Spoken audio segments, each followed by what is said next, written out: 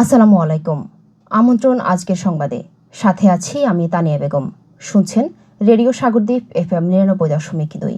আজ বুধবার 12 নভেম্বর 2025 খ্রিস্টাব্দ, 27 কার্তিক 1432 বঙ্গাব্দ, 20 জমাদিউল আউয়াল 1447 হিজরি। শুরুতে সংবাদ শিরোনাম।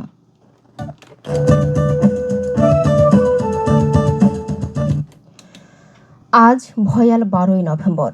1970 সালের এই দিনে মহাপ্রলয়ঙ্কারী ঘূর্ণিঝড়ে হাতিয়া দ্বীপ সহ বাংলাদেশের উপকূলীয় এলাকার লাখো লাখো মানুষ প্রাণ হারান। শুনলেন সংবাদ শিরোনাম। সংবাদ রেডিও সাগরদ্বীপ 99.2 FM এর সম্প্রচারের পাশাপাশি সরাসরি প্রচারিত হচ্ছে www.radiosagardeep.com এবং অ্যান্ড্রয়েড অ্যাপ রেডিও সাগরদ্বীপ থেকে। এবারে বিস্তারিত।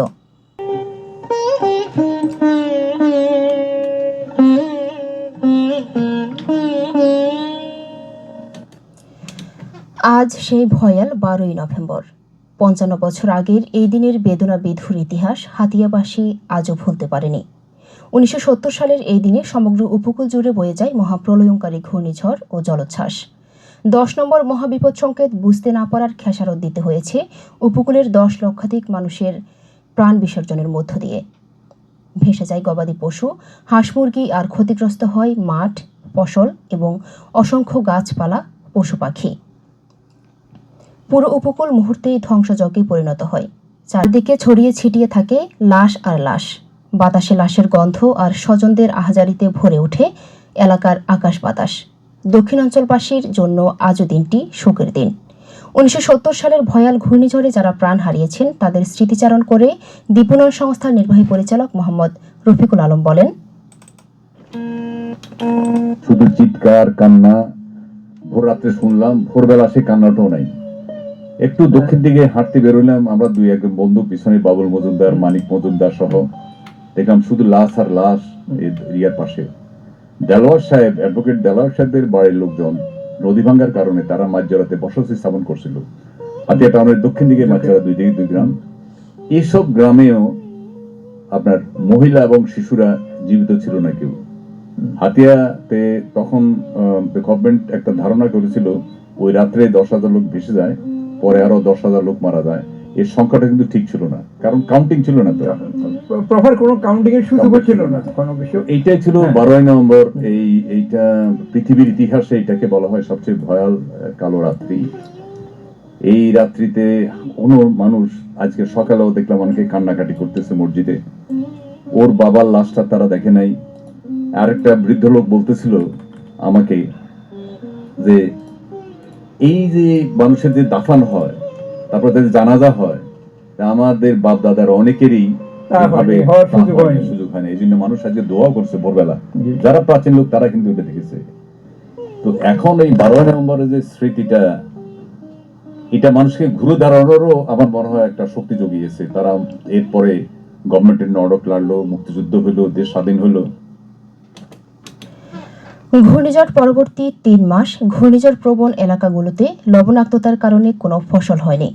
সে সময় মানুষ কিভাবে জীবন জীবিকা নির্বাহ করেছেন সে বিষয়ে জানব প্রত্যক্ষদর্শী অধ্যক্ষ মোহাম্মদ এনামুল হকের কাছ থেকে। যে রিলিফ অপারেশনের কথা যেটা বললেন, সেটা তো ম্যাসিভ রিলিফ অপারেশন হয়েছে এই সাইক্লোনের পরে, এবং দীর্ঘস্থায়ী এই রিলিফ অপারেশনটা তখন ডিজেল পূর্ব পাকিস্তানে বেটার কোষা উপকূলীয় এলাকাতে চালু ছিল। না হয় মানুষের বাঁচার কোনো পথ ছিল না। ওই যে বানের জলে, লবণাক্ত জলের কারণে পরবর্তী 1-2 ফসলি মৌসুমে কোনো ফসল তেমনটা উৎপাদন হয় নাই। বানের জলে তো গরু ছাগলের যে আপনার সিংহভাগই এটা নষ্ট হয়ে গেছিল, যে হাল চাষ করবে সেরকম অবস্থা অনেকের ছিল না। পুরা দ্বীপটা ধ্বংসস্তূপ হয়ে গেল, কান্না হাহাকার। যে তখনকার বাতাস ভারী হয়ে উঠছিল, মানুষের বেদনা, বিদুর এক পরিবেশ, সেটা বলতে গেলে এটা ভয়াবহ অবস্থা। এই 12 তারিখ এভাবে গেল, সেদিন ছিল রমজান, ছিল তখন রমজান মাস ছিল। নদীতে আমরা যে ভয়াবহ চিত্র দেখেছি এটা ভাষায় বর্ণনা করতে পারবো। হাজার হাজার মানুষ, গরু, ছাগল, মোরগ, তারপরে ভেঙে যাওয়া ঘরের টুকরা, এটা সেটা পুরো নদীটা একটা ভাগাড়ে রূপান্তরিত হয়েছে। সেই মৃতদেহের মাঝখান দিয়া এই মৃতদেহগুলো ফুলে বেলুনের মতো হয়ে গেছে, তাদের মধ্যে দিয়ে আমাদের নৌকা যাচ্ছে। এখন কথা বলবো 1970 সালের ঘূর্ণিঝড় প্রত্যক্ষদর্শী সাধারণ মানুষের সাথে, যিনি বর্তমানে নিঝুম দ্বীপে বসবাস করছেন। যখন মহামারী প্রলয়ঙ্কারী ঘূর্ণিঝড় জলোচ্ছ্বাস আইলা বন্যা যখন আরম্ভ হয়ে গেছে, তখন মানুষের হাহাকার কন্দন রোল, হায়রে মানুষ, এ বেসে যায় মানুষ, এ বেসে যায় মাল, বেসে যায় ঘর, বেসে যায় দরজা, বেসে যায় মানুষের ধানের ওই পাড়া, বেসে যায় বউ বাচ্চা, কি করব, কারে কে ধরবো, কি করবো, এগুলা মানে অসহ্যজনক ইতিহাস। এগুলা সহ্য করার মতো না। আমি 20 হাত পানির উপর দিয়ে সাঁতারি, এই কত বড় ঢেউর উপর দিয়ে যায় সাঁতরে যে একটা লোককে বাঁচাবো, সেই ব্যবস্থা তখন আমার নাই, তখন আমি সেই জ্ঞান শূন্য নাই।